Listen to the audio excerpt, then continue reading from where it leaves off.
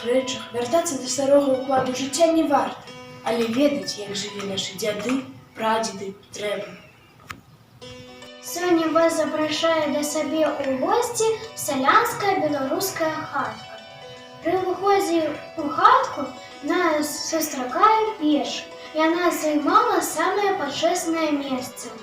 Печны інвентар, качарга, вілы і абавязкова хлебная лапата.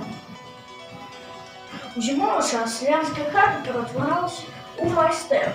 У доўгі вечар пры свеце яны выраблялі лыжкі і посуд, плялі лапці і ткалі. Адно з самых старажытных промыслаў беларусаў – гэта ткацтва. У народным ткацтве захавалася гісторыя беларускага народа. Сыравінай для ткацтва быў лён.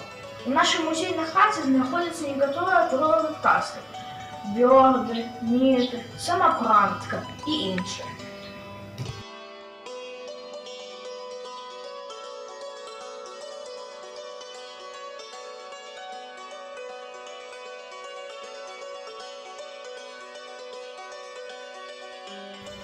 Ёсць у беларускай хаце месца, дзе пасядзець лічыцца вялікі гонар.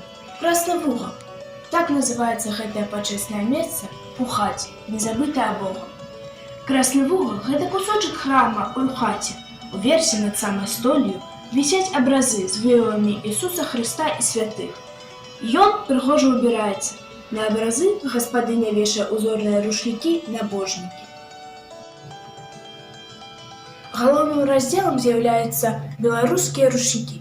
Самыя старажытныя датуюцца 1910 годам. Тут знаходзяцца тканыя і вышытыя рушнікі. Ясенскія майстрыцы паказалі ўсю прыгажосць беларускіх арнаментаў і ўзораў.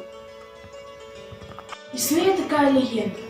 Чалавеку казалі, каб ён, адыходзячы ад хаты, не азіраўся назад, іначай ператворыцца ў слуп солі. Чалавек не стрымаў слоў і азірнуўся. Дык як жа не азірнешся, калі родная сядзьба – гэта цэлы свет? Часцей азірайцеся, сябры, назад, у мінулае, каб не пагасла свечка ў бацькоўскай хаце.